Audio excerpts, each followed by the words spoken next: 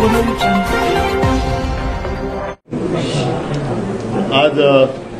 थोडंसं अचानक आपल्याला आमंत्रित केलं आणि त्रास दिला, पण सगळ्यांना धन्यवाद देतो। ऐन वेळेला निरोप देऊन सुद्धा तुमची गैरसोय झाली असेल तरी देखील तुम्ही आलात, त्याच्याबद्दल धन्यवाद देतो। दोन विषयांसाठी मी आज जरा थोडंसं घाईघाईने तुम्हाला बोलवलं, कारण एकूण राज्यामध्ये आपण बघाल तर निवडणुकांचं वातावरण आहे।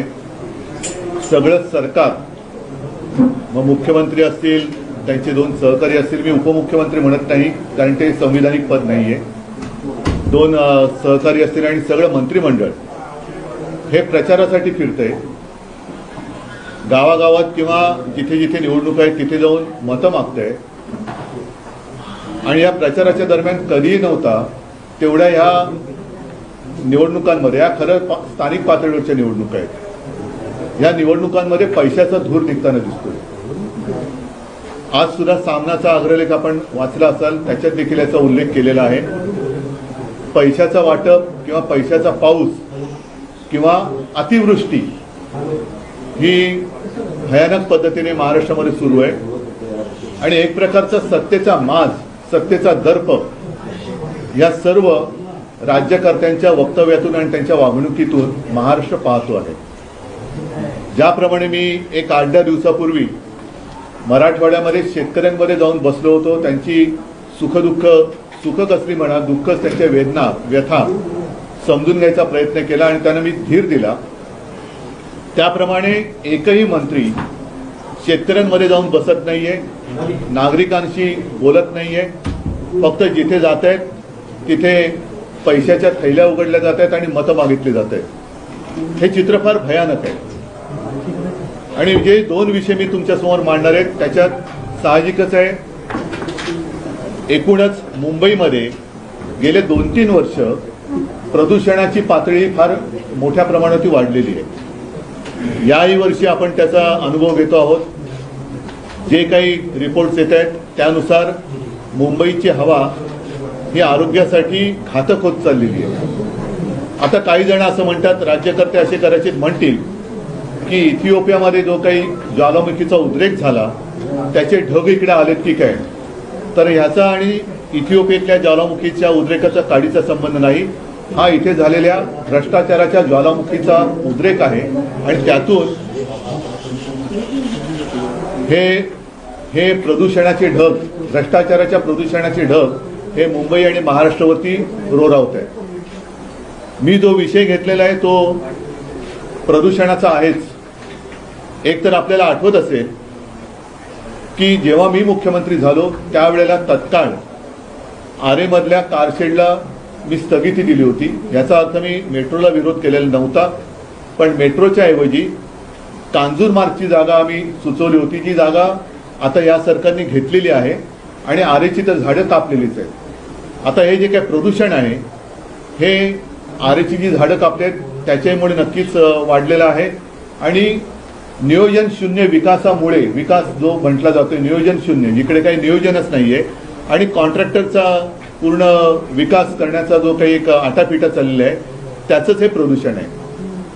आता आणखीन माझ्या कानावर आलंय की संजय गांधीचा जो काही डेव्हलपमेंट प्लॅन हा आता हे सरकार करतं, म्हणजे संजय गांधी नॅशनल पार्क हे एक असं जंगल आहे, जगातलं एकमेव जंगल आहे की जे शहरात आहे आणि इथे केवळ झाडच नाही तर अगदी बिबट्यापासून अनेक जीव तिकडे वर्षानुवर्ष राहत आहेत किंवा पिढ्यानपिढ्या असं म्हणा, कारण पिढ्या आपल्याच नसतात तर इतर जीवाच्या सुद्धा असतात, तर तिकडे राहतात। हे असं जगातलं एकमेव उदाहरण आहे आणि जंगल आहे।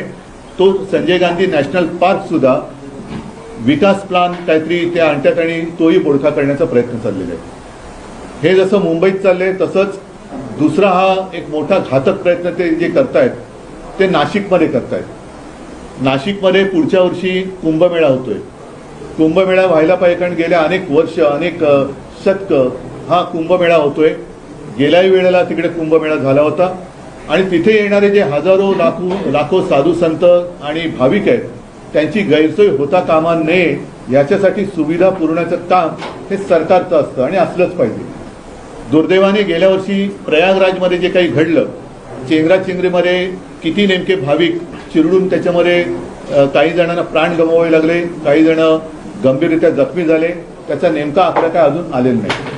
तर थोडक्यामध्ये तिकडे भाविकांची आणि साधू संतांची गैरसोय होता कामा नये, हे शासनाचं काम आहे. आता हे काम आहे म्हटल्यानंतर त्याच्यामध्ये पारदर्शकपणा पाहिजे. आज देखील नाशिकचा पालकमंत्री नेमला का जात नाहीये, हे एक कोडं आहे आणि त्या कोड्याचं उत्तर या कुंभमेळ्याच्या एकूण होणाऱ्या खर्चामध्ये आहे का, हे एक आपल्याला शोधावं लागेल. आता तो विषय वेगळा झाला, त्याच्यात आता मला जायचं नाहीये. मात्र या कुंभमेळ्याच्या निमित्ताने साधुग्राम म्हणून जे काही होणार आहे, जे गेल्या वेळेला झालं असेल ते नेमकं कुठे झालं होतं याची सुद्धा माहिती आपण सहज मिळवू शकतो. पण या वेळेला तपोवन हे नष्ट करण्यात येणार आहे. आता तपोवन म्हणजे जिथे प्रभू श्री रामचंद्र, सीतामाई, लक्ष्मण हे काही काळ वास्तव्यास होते अशी एक आपली मान्यता आहे. म्हणजे प्रभू रामचंद्राच्या पदस्पर्शाने पावन झालेल्या ज्या काही मोजक्या जागा आपल्या देशात ओळखल्या जातात त्याच्यापैकी तपोवन ही जागा आहे. खरं म्हटलं तर इकडे आत्तापर्यंत काहीतरी एक श्रद्धेचं ठिकाण निर्माण करण्यात यायला पाहिजे होतं. कारण तिथे जवळपास 60 प्रकारची वेगवेगळ्या प्रजातीची झाडं आहेत. त्यातली अनेक ही औषधी वनस्पती आहे. ही झाडं सगळीच काही शेकडो किंवा हजारो वर्षांची नाही आहेत, तर झाडं सुद्धा रिजनरेट होत असतात. म्हणजे जुनी झाडं जाऊन त्यांच्यापासून नवीन झाडांची उत्पत्ती होत असते. अशी अनेक वर्ष हे निसर्गाचं चक्र तिथे चालू आहे. थोडक्यामध्ये या तपोवनाने आपल्यापेक्षा जास्त कुंभमेळे अनुभवलेले असतील, पाहिलेले असतील. आणि मुख्य म्हणजे या तपोवनामध्ये जे काही साधुग्राम म्हणून करण्यात येणार आहे, त्या साधुग्राम करण्याला आमचा विरोध नाहीये, पण तपोवनात करण्यात येणार आहे त्याला मात्र आक्षेप आमचा आहे. याचं कारण ही झाडं कापली जाणार आहेत. मग प्रभू रामचंद्राच्या पदस्पर्शाने पुनीत झालेली ही भूमी तुम्ही तिकडे आता साधुग्रामसाठी ही झाडं कापणार, तिकडे साधूंची व्यवस्था करणार, पण त्याच्यानंतर काय करणार हा महत्वाचा प्रश्न आहे. त्याच्यानंतर पुन्हा झाडं लावणार असाल तर मग गेल्या वेळेला जी जागा वापरली होती त्याच जागेमध्ये साधुग्राम का करत नाही, आणि ही झाडं तोडणार. आणि गिरीश महाजन म्हणाले एक झाड कापलं तर 10 झाडं लावणार. तर एवढी जागा जिथे असेल मग तिकडेच जर जागा रिकामी असेल तर तिथेच साधुग्राम का नाही करत. म्हणजे आहे ते मारून टाकायचं आणि मारल्यानंतर पुन्हा तिकडे नव्याने झाडं लावू अशी एक लोणकडी थाप मारायची. हा हिंदुत्वाच्या नावाखाली चाललेला भ्रष्टाचार आहे. याचं कारण असं की आत्ता कुंभमेळ्याचं जरी कारण देण्यात येत असलं तरी देखील माझ्या हातामध्ये एक अख्खे ते टेंडरची कॉपी चालेल, त्याचं पहिलं पान आहे की ज्याच्यात स्पष्ट लिहिलेलं आहे की तिथे नंतर कॉन्फरन्स हॉल, कन्व्हेन्शन हॉल वगैरे अशा काही गोष्टी केल्या जाणार आहेत.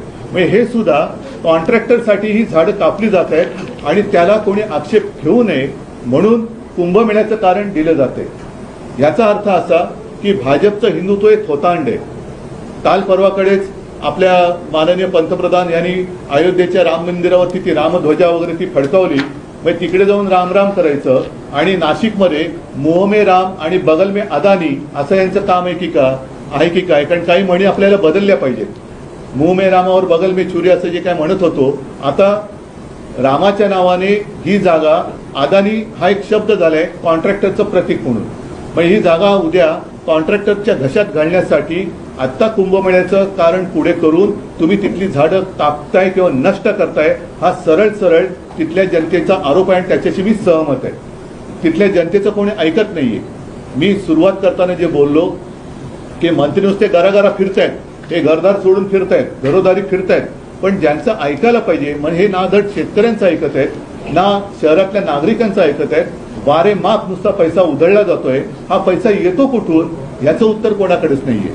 ते दिसतंय सगळ्यांना. अगदी काल परवाकडेच त्यांच्या मित्रपक्षांमध्येच आता ही साठमारी सुरू झालेली आहे. एकमेकावरती धाडी टाकून उघड उघड पैसे दाखवले जात आहेत तरी सुद्धा सगळे चिडीचूप आहेत. तर हे भाजपचं थोतांड आहे आणि म्हणून मुंह में राम आणि बगल में अदानी असं यांचं भाजपचं हे हिंदुत्व आहे. ज्या मुंह में राम आणि बगल में अदानी ह्या हिंदुत्वाला आम्ही तरी मान्यता देऊ शकत नाही. तर हे हाणून पाडलं गेलं पाहिजे.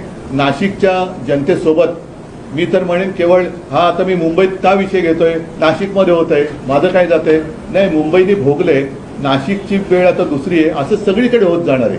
त्याच्यामुळे हा केवळ एका शहराचा विषय नसून हा संपूर्ण राज्याचा विषय आहे. तिथे सर्व निसर्गप्रेमीच नव्हे तर आपल्याला पुढे श्वास घ्यायला कसा त्रास होणार आहे याची जाणीव ज्यांना झाले त्यांनी सगळ्यांनी याला विरोध केला पाहिजे. परत एकदा सांगतो, आमचा विरोध हा